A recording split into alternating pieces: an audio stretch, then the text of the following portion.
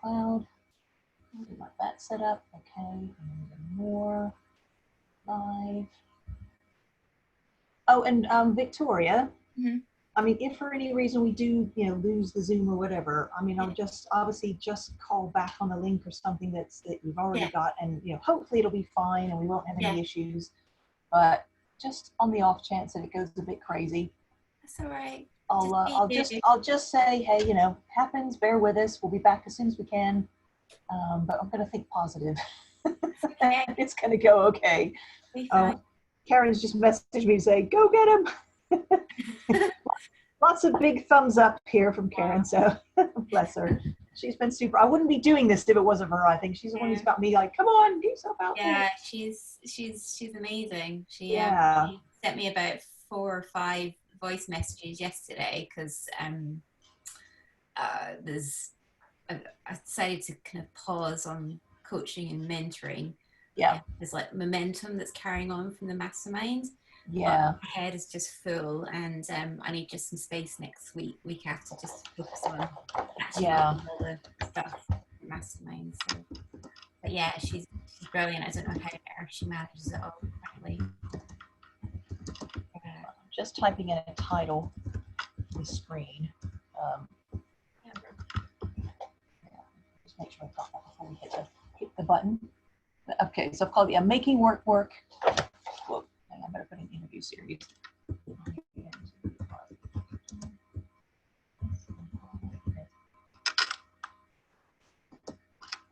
Okay, so that's good. We got that all set up then.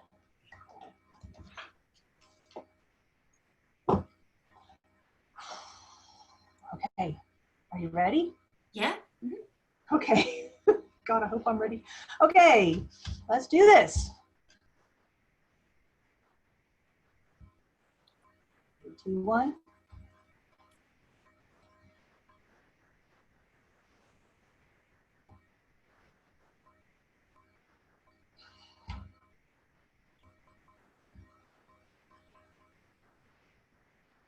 Hi.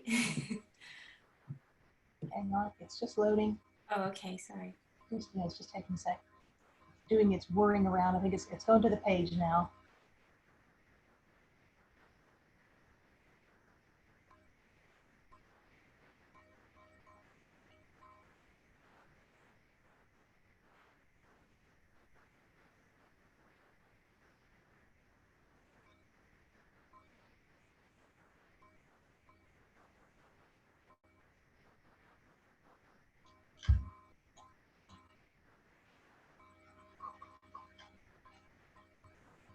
Wow, it seems to be taking a little while to do its thing. It's saying live on Facebook, but I'm on your page and I can't see. No, it's still whirring.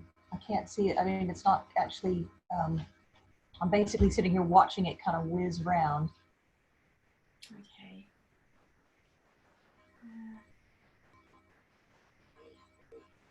Oh, I might be live now.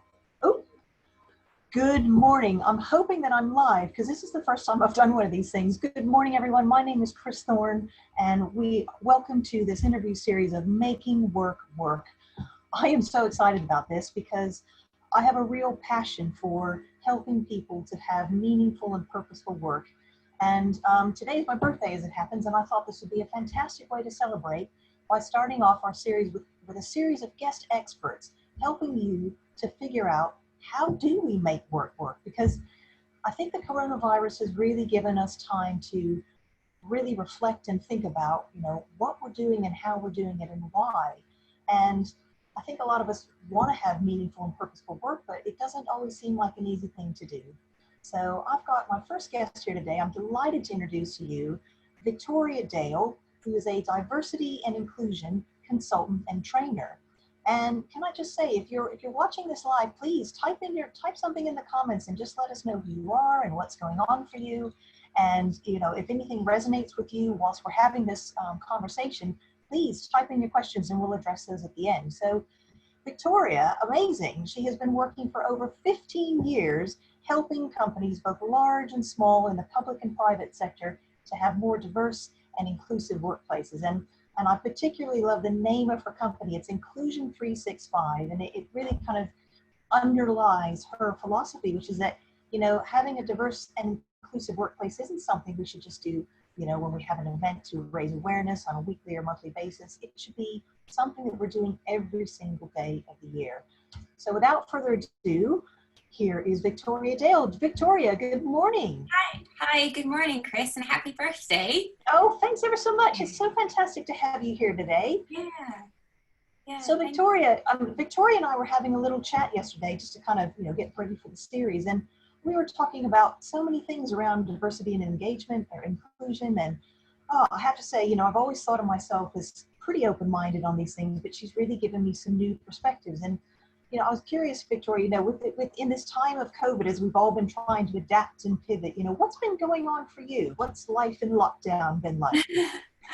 On a personal level, just like many parents, just juggling homeschooling and work, but also looking after my mental health and well-being, going out running. But sort of speaking to employers and clients, obviously COVID-19 has had a massive impact on people. Many people are having to work remotely, a lot of them for the first time, and particularly, given that children are home as well, they're not gone back to school yet, it does create challenges. One of the biggest issues is around mental health. Lots of people at the moment are still feeling quite anxious and stressed about going out to the shops or meeting friends, even though that they can do that now. But having a diverse and inclusive workplace is really important at this time, because leadership in a crisis requires leaders and managers to be authentic, to be vulnerable, to be compassionate, and to have empathy. And particularly given that we're all kind of facing different challenges, and we know that over the months that the impact COVID-19 has had on particular groups in the workplace, particularly ethnic minorities, disabled people, older employees, and also women as well, who are primarily bearing the brunt of having to juggle work and homeschooling. And so what that requires is for, managers and employers to really understand from different perspectives what challenges that they're facing, and to be flexible and adaptable, and accommodating that things can't always get done between 9 to 5. And I think in some ways, on your point about kind of slowing down, it's actually hopefully forced, I think, a lot of employers to realize you can get work done remotely, that actually there's lots of benefits of working flexibly. So it is a really good time in terms of changing the way that we look at work and where and how work can get done.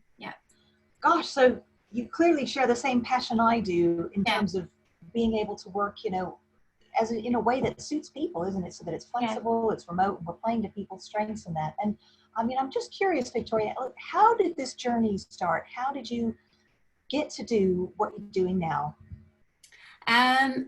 Really, we started talking when I was at university. I've always been passionate about, I became really interested in human rights issues.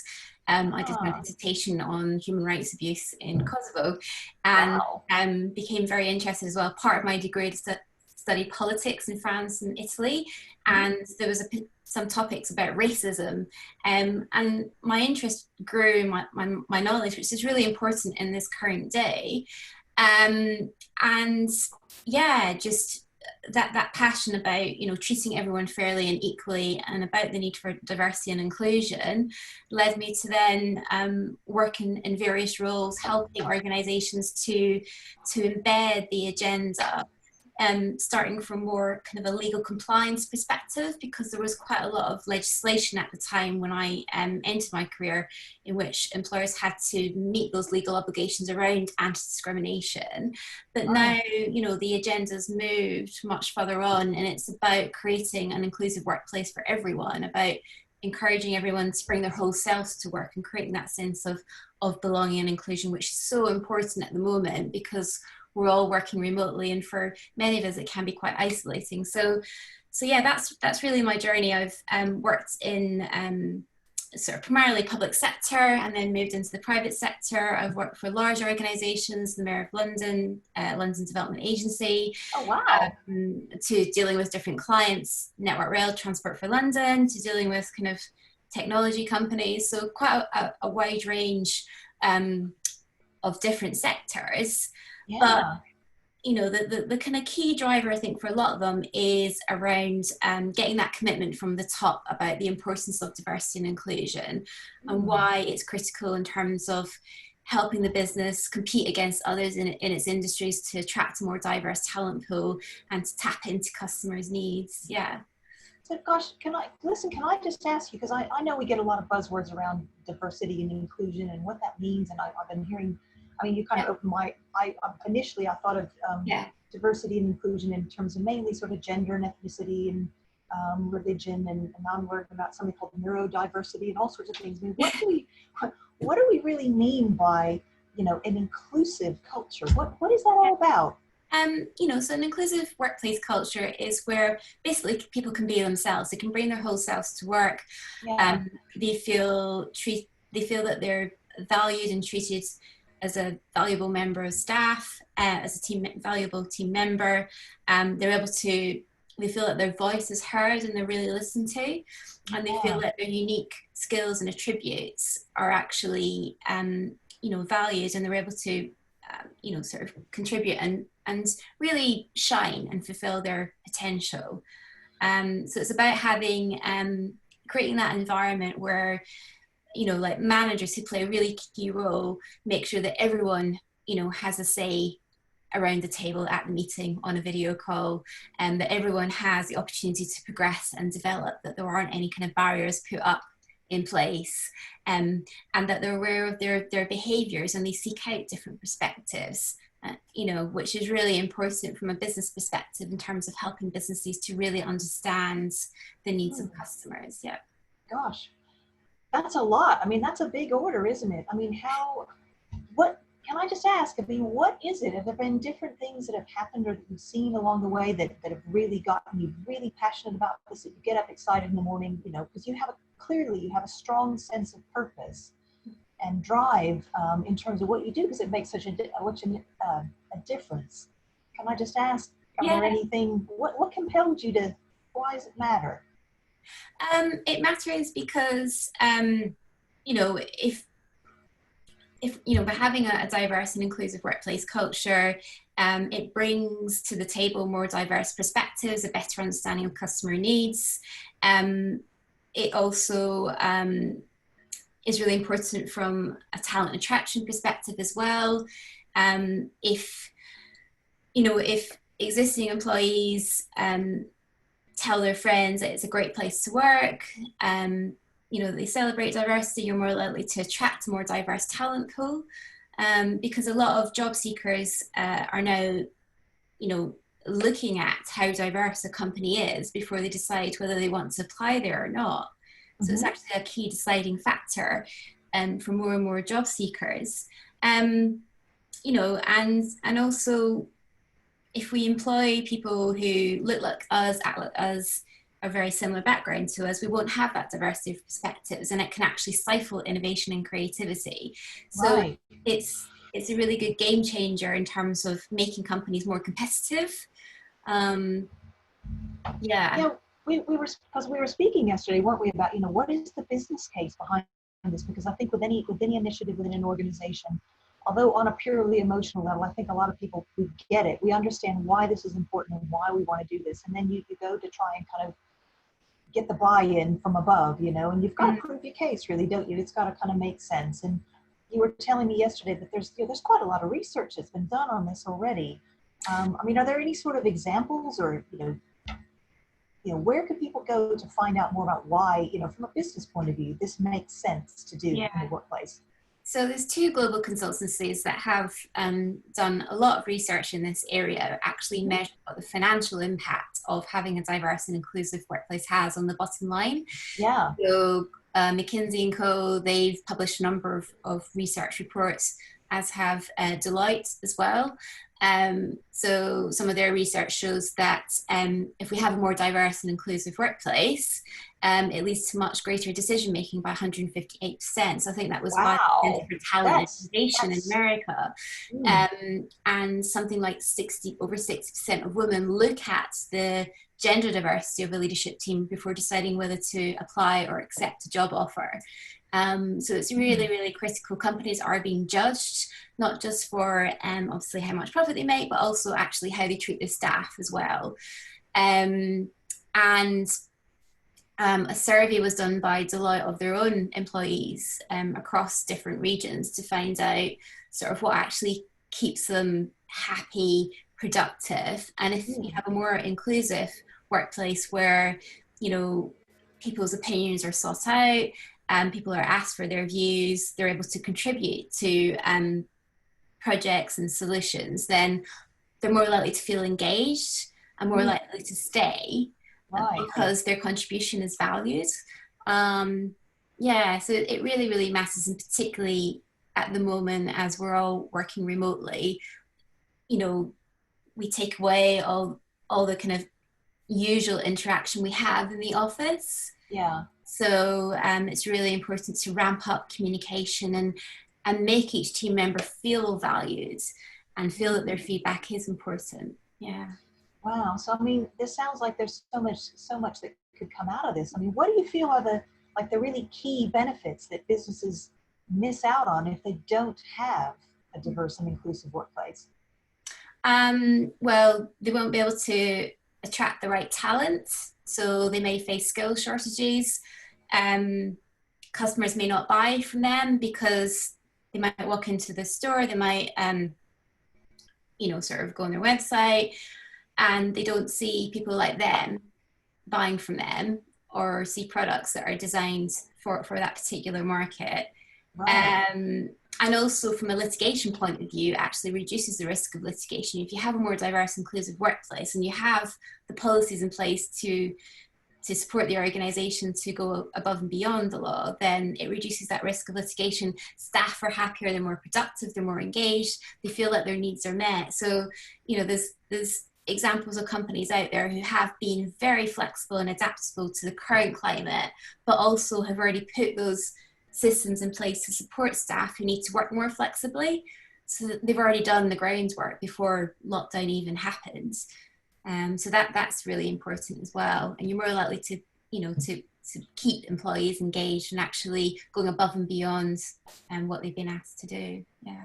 Yeah, I mean, and gosh, do you find as you work with people out there that there's a lot of HR people that they're like, hey, I really want this. I want to get this embedded in my company. Yeah. Because they really buy into the agenda, and there's the struggle, isn't there? Because it's getting the buy-in from above, and it's also, of course, on a practical level, getting it implemented in the organization, isn't it? And yeah. I mean, are there any sort of examples of companies that have been doing this well that would kind of show us that, look, this is how we did it. This is possible for us. Yeah. So, a lot of HR professionals are committed, or it's part of their responsibility to push the diversity agenda forward. And I know through conversations that sometimes there can be challenges, but there's some really good case studies out there where it has worked. So it is, you're right. It's about getting that top level commitment. So I've worked with organizations who have, they've got that top level commitment. They've had their chief executive lead discussions with all staff about the importance of diversity and inclusion, not only when it's like Inclusion Week, but also engage with and set up and engage with employee networks that represent different groups like Women's Equality Network or BME Equality Network, and really give them a role to help shape the agenda and also help influence policies that actually impact on people in the workplace around things like flexible working, parental leave, and appoint champions as well, diversity champions. So, how does that work then?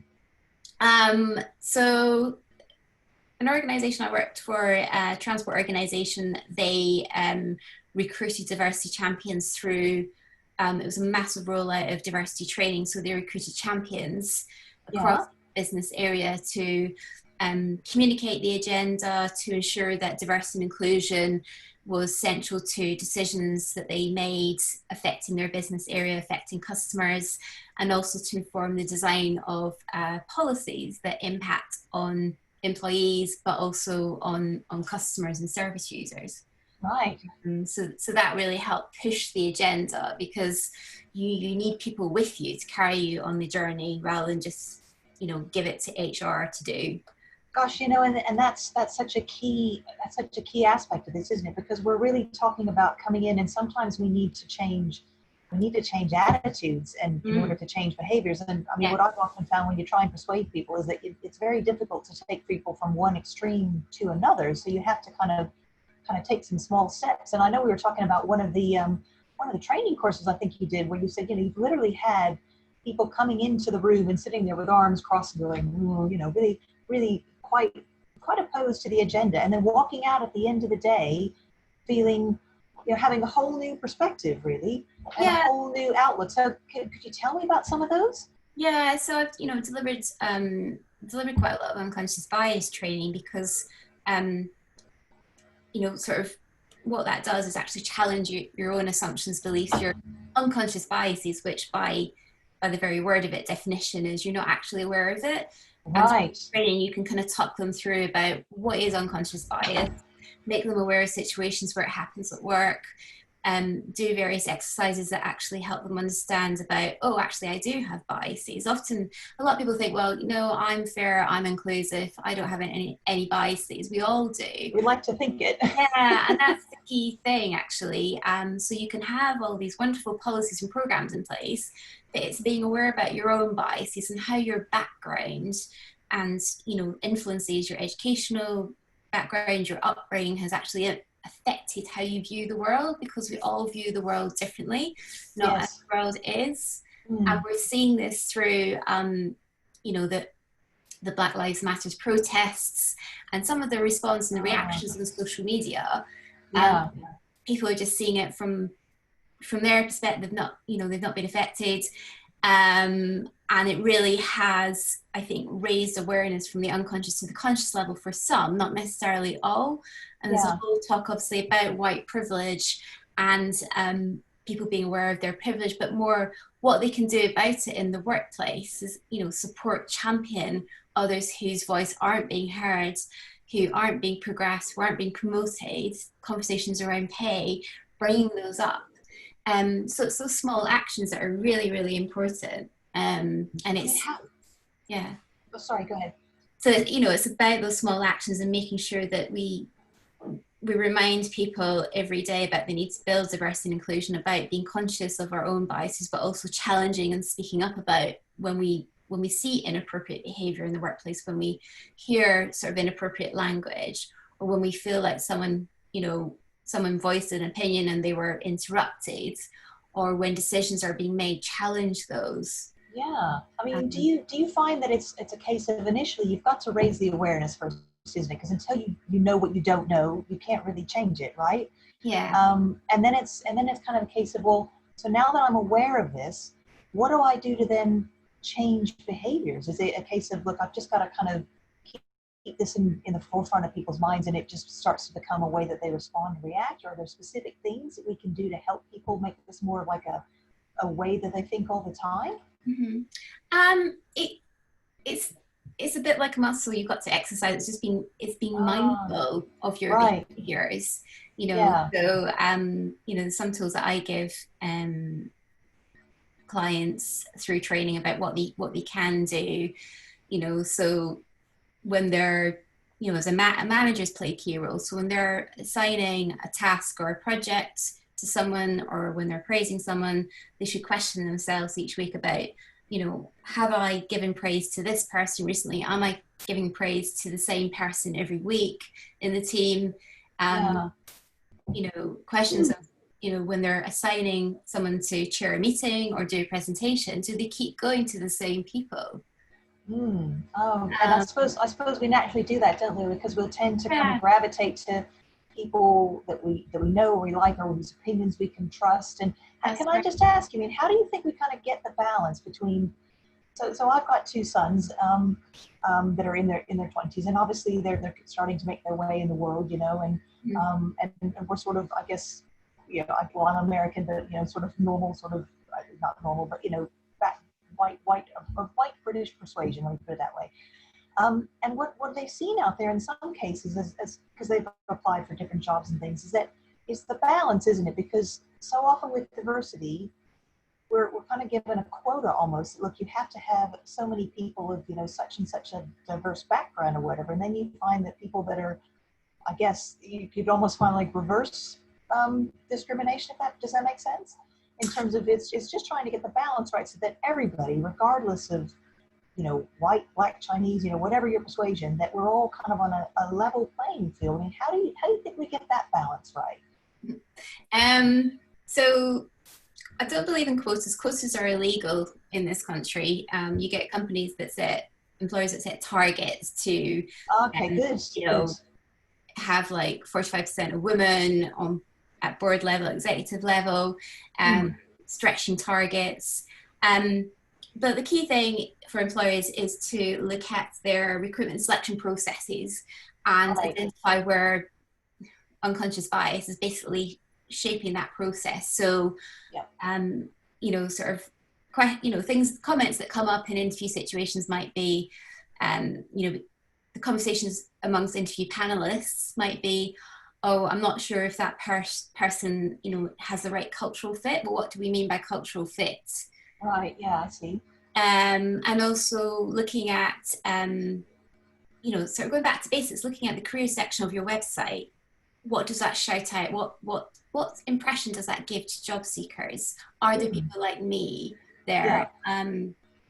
Looking at, your job descriptions, your person specifications, and the language and the wording that is used can have a real impact on whether people apply for that job or not, as we know. And research has shown that, if there's more masculine words in a job description, person specification, it's more likely to put off women from applying, but also other groups as well, like certain ethnic minority groups. Yeah. So it's basically taking the bias out at each stage of the recruitment selection process. Yeah. But also, employers should be asking, where are we placing these job adverts? Are we just putting them on in, mainstream job sites like Indeed, on LinkedIn? Are we working with specialist recruitment agencies like TimeWise, which advertise more flexible jobs? So you're seeing major employers like Ernst & Young using those sites to try and attract a more diverse talent pool. The other thing as well, actually, interestingly, in fact, Ernst & Young, for their graduate job entries, they took out degree qualifications as a criteria because they wanted to attract a kind of more diverse pool of candidates from different socioeconomic backgrounds, because they found, I think, that they tended to attract people from the very, very top universities, and they're the least diverse. So that's a very key way of trying to open up the talent pool. And managers play a key role in those interviews. Often managers aren't trained how to conduct interviews or aware of their own biases. So another area is kind of around inclusive recruitment and selection, getting managers to understand how they might form an affinity to some candidates that walk in the room. Okay, yeah. Or on video call now, obviously. They might form a really good first impression of a candidate because they remind them of their younger selves. Of course, yeah. And we all do it, don't we? We do that in friendship circles. We do that when we go networking. We're drawn to certain people. I'm drawn to people who have a very similar accent to me. Of course, yeah. and I have to confess, I do the same because I don't hear my accent up here very often. So. Exactly. It's like, oh, home.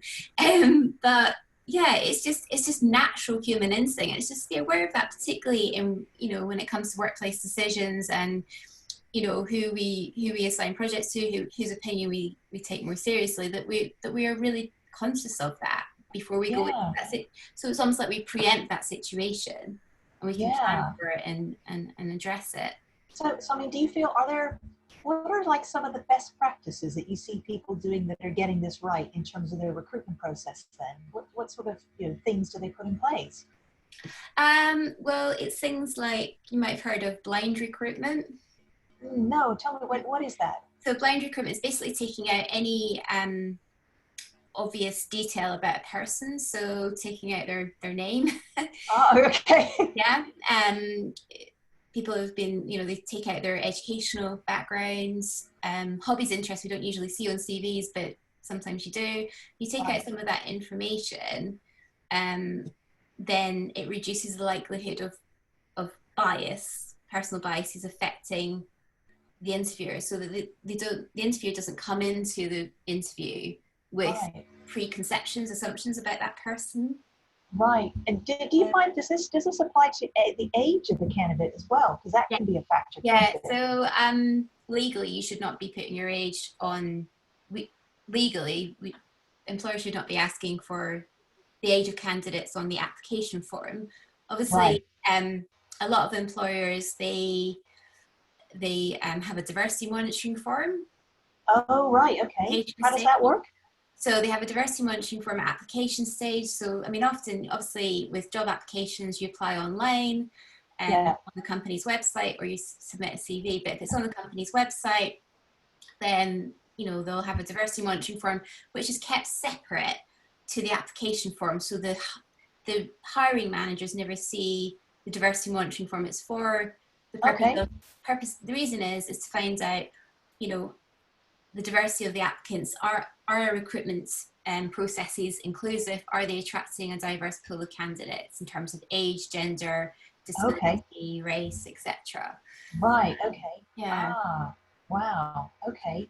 Yeah, and I suppose you can kind of look on places like Glassdoor and that to kind of get a sense of, people that are getting these things right, and employers that have, these practices in place. Can you? So you can. The interesting thing actually about Glassdoor is you obviously, you can read a lot of reviews about employers. Yeah.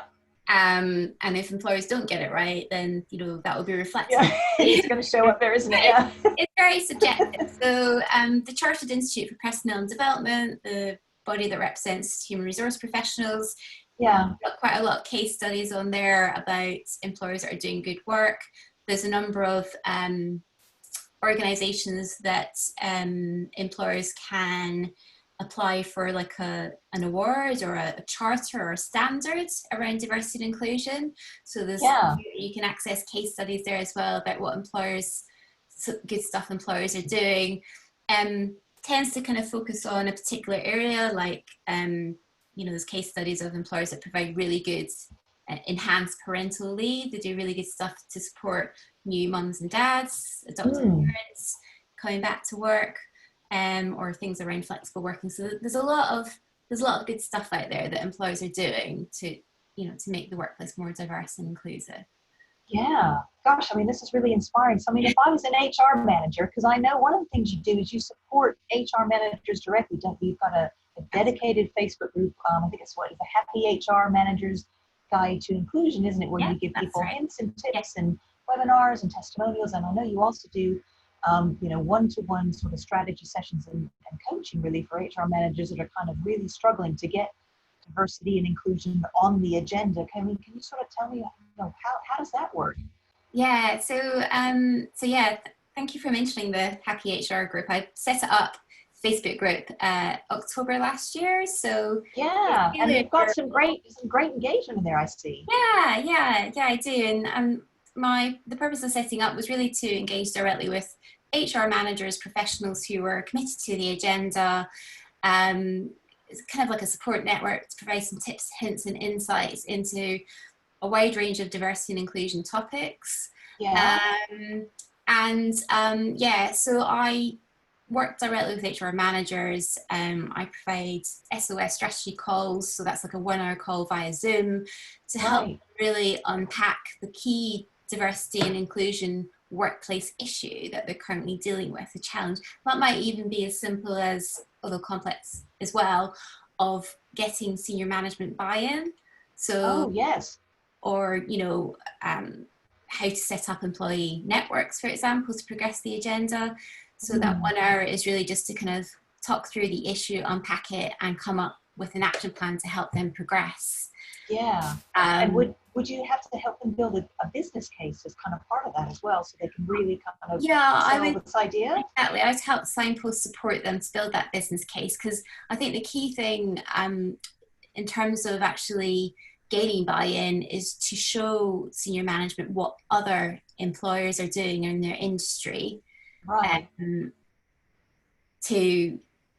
So that, because I think often if you see someone else doing it in your industry, a competitor, then you want to, be better than them, compete with them. What are they doing? How can I do it as well, sort of thing.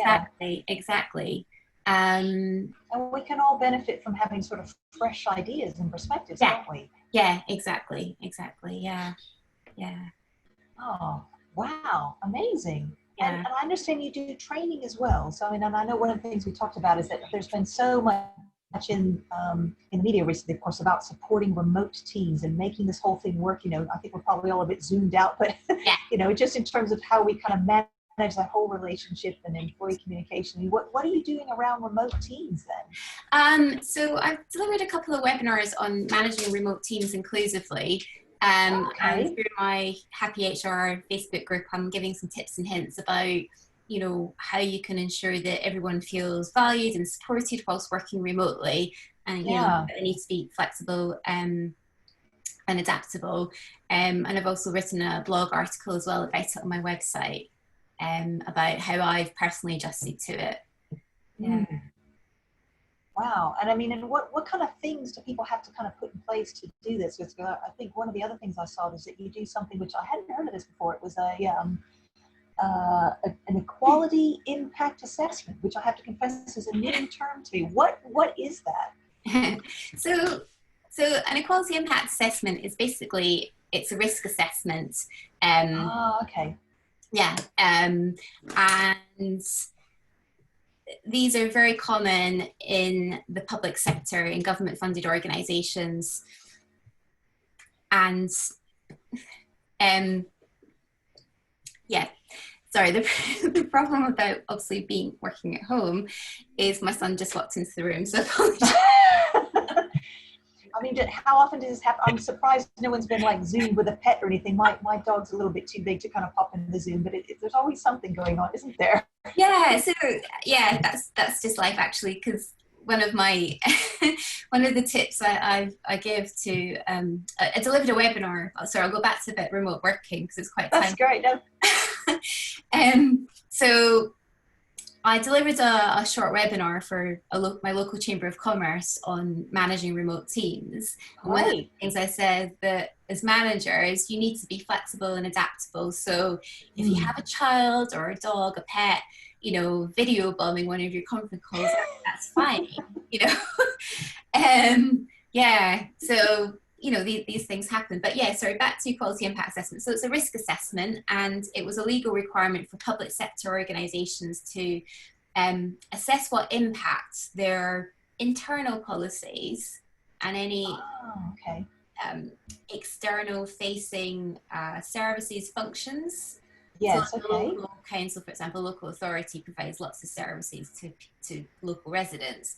So it's assessing what impact a policy or project has on different communities and different groups in the workplace. Yeah. At a very early stage when they're writing the policy or the project, but also to inform really important decisions around who to place on furlough, who to make, restructurings, redundancies, which are very obviously hot topics at the moment.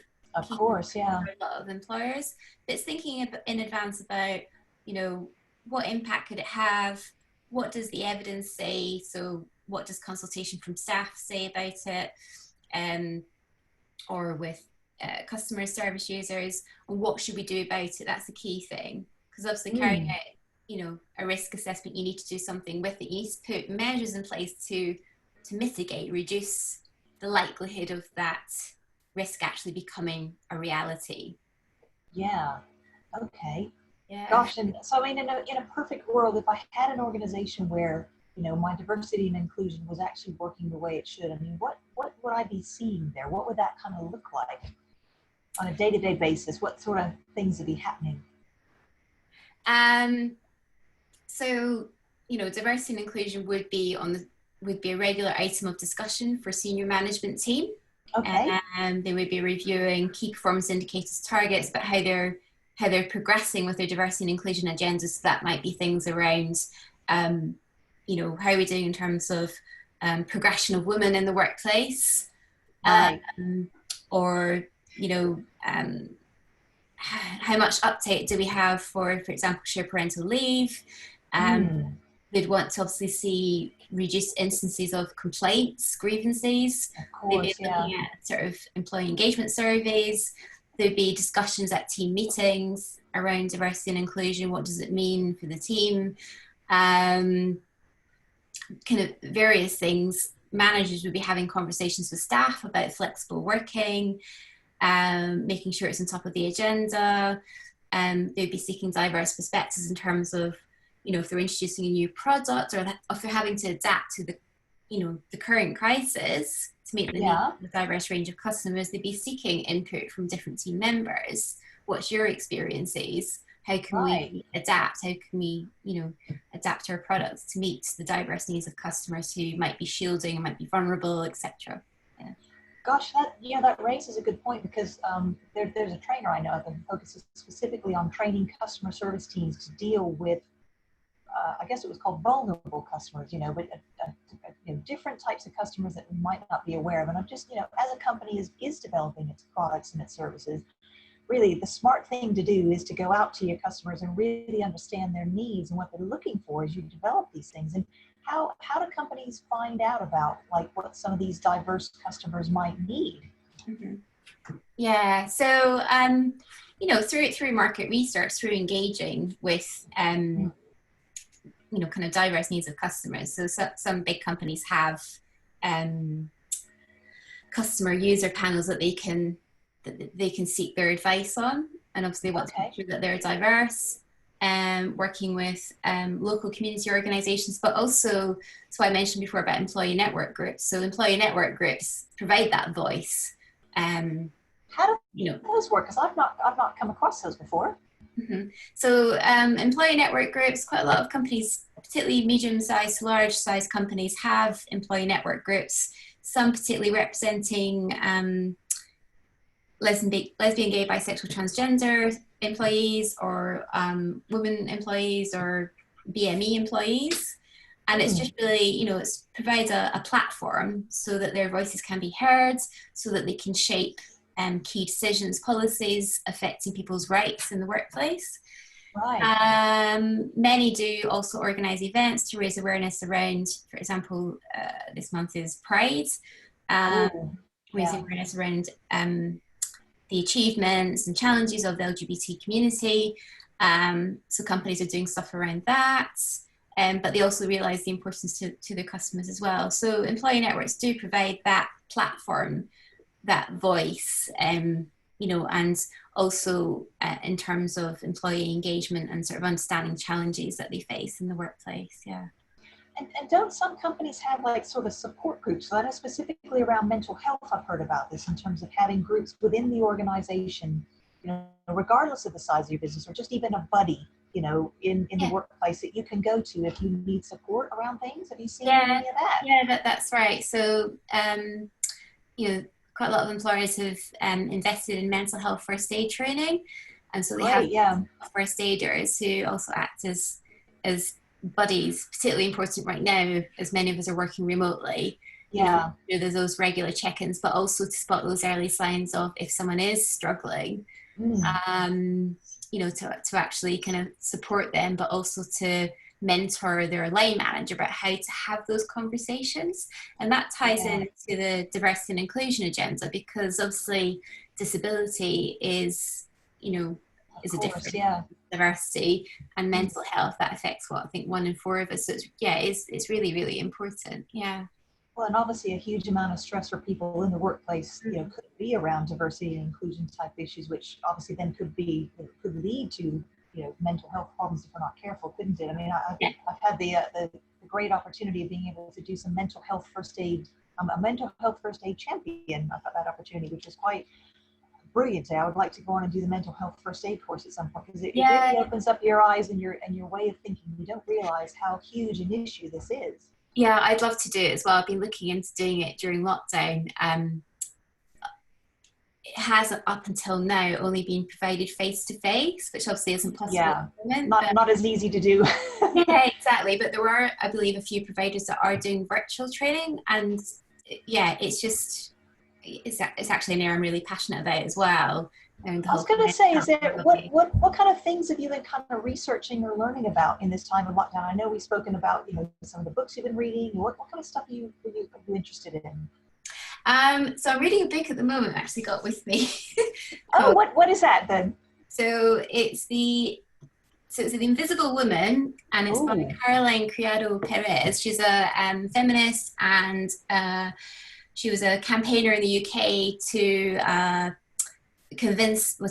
campaign the Bank of England basically to put a female on the £10 banknote. Jane Austen, I think it was. What that book is about is really just giving you the evidence, the data about how society has been designed around men. Oh, wow. And it's absolutely fascinating because there's a lot of data in there, but she presents it in a way that's very user-friendly and relatable. Oh, wow. And it adds a very light sense of kind of humour as well into it. She spoke at the CIPD Festival of Work last week. Oh, wow. And it was that must have been amazing. Yeah, it was really fascinating to hear. I could listen to her all day. She's just got a really good kind of way of engaging with people. But some of the things in her book talks about how, you know, some of the really big iPhones now are designed around men because women tend to have smaller. And things around the workplace, how women tend to feel colder in open plan offices because the temperature is a few degrees lower than for men, because women actually perform better at work if the temperature is a couple of degrees higher. So yeah, it's just fascinating. And she gave an example of a senior employee at Google offices, I think in London, who she was pregnant for the first time, and I think the offices had car parking. I'm sure it was in the UK, and management team hadn't considered about having sort of parking spaces that were near to the exit doors to get to her car. So pregnancy parking basically is not a consideration. And those kind of things, because obviously, you know, when you're heavily pregnant, as you know, you kind of struggle walking and stuff towards the final trimester. So yeah, really fascinating perspective on the world, but particularly lots of stuff around the workplace and how things have been designed. How do we define a good leader? It tends to be words that kind of more describe more what a male leader looks like than a female leader. Gosh, she's clearly making a big impact with you on this book. I mean, can I just ask, because this is a crazy question, but you know, if you could have 3 people round to dinner, you know, whether living or dead, you know, would she be one of those people, and who would be the other people? Yeah, definitely. Who would be the other people? Who else? Who would be the other people? So Lorraine Pascal. Oh, okay. She can cook. Yes, I remember you said that cooking, you're really getting into your cooking at the moment with the lockdown. And she's very passionate about mental health and well-being, and obviously she's been speaking out recently quite clearly about Black Lives Matters and the impact of the protests and about the need to, you know, about sort of being anti-racist. Oh gosh, And the other person, probably Barack Obama or Michelle Obama. Oh, I'm quite inspired by her myself. Yeah, what is it about her that inspires you? I just think it's her outlook, attitude towards life, and the fact that she's tried to help so many young Black people, you know, sort of get into university, college, progress. She's a real sort of champion of diversity and inclusion. I've read her autobiography, and it just tells a very sweet story about how she met Barack and about where she grew up, and the values that her mum and dad taught her, and about her values and her experiences as a young Black woman in America. Yeah. Oh, wow. Yeah, Wow. and about being in the White House and what that was like. And yeah, it's fascinating. That would be, I was going to say that would be a great story, wouldn't it? And I think, and Yeah. especially when you think about attitude in that, you think, obviously it's those little attitudes and those habits and things that kind of set us up for success. I'm just curious because you're obviously a successful business person yourself. What habits do you have that, when you get up in the morning, sort of get you going for the day? Yeah. Quite interesting because obviously I think it's changed a bit since lockdown, but I was know, sort of make sure I have my breakfast, coffee. I try to plan my week in advance, but kind of look at my to-do list every day, check the news, a little bit on social media. And where I can, I fit in exercise in the morning before I start work, which is really important because that sets me up for the day. Yeah, and I know you're quite a keen runner, aren't you? That's your headspace, isn't it? Your time to just kind of. It is, yeah. Absolutely, yeah. No, it's good. Very passionate about encouraging more women and girls into running as well. I mean, if you could give people like one piece of advice, you think, in terms of just having a more inclusive workplace, or even just having a better outlook on life, what would that be? It's. I think you need to. I think my advice would be is that we all need to educate ourselves more and get to know people better who are different to us, and be mindful of our actions and behaviours every day. Yeah, that's so true, isn't it? Yeah. Oh, that's so fantastic. Gosh, I mean, Victoria, this is just amazing. I mean, there's just so much here for people to kind of draw from, I think, and take away and put in place. And so I'm just sort of curious, if people want to know more about you, how can they find out more? I know you mentioned that you've got the Facebook page for the Happy HR Manager's Guide to Inclusion. Yeah. And I think your website, you said it's inclusion365.co.uk, which I'll put in the comments afterwards. Is there anything sort of coming up soon that people should kind of know about if they want to find out more about you? Or so they can visit my website, they can join my Facebook group. I'm going to be running a webinar on managing remote teams, possibly towards the end of July. So I think just sort of they can follow me on LinkedIn as well, where I kind of post quite regularly.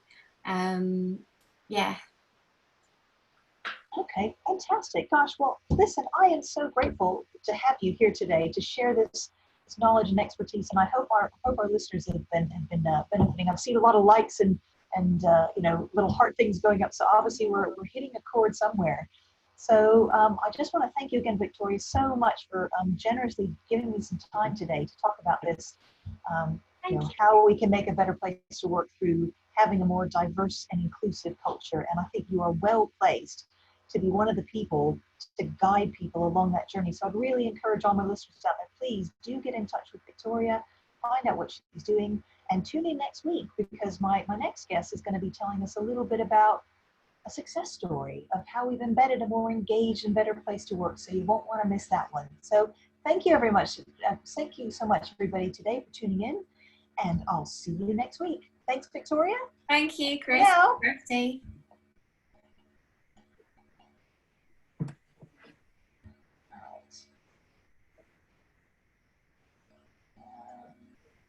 I have to confess, I don't know how to stop the live.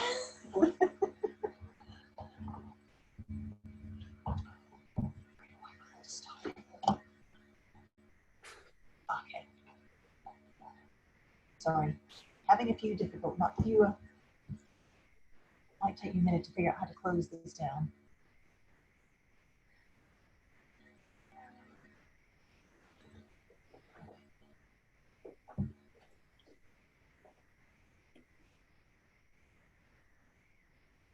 I think we might still be live. Yeah, I think you're still on. I think we're still. Wait, if everybody was still live. No. Let me try that. Oh, okay. Maybe we need to zoom in. Okay. Bear with me, folks. Okay. Okay. Bye, Victoria. Thank you so much. Bye, everybody.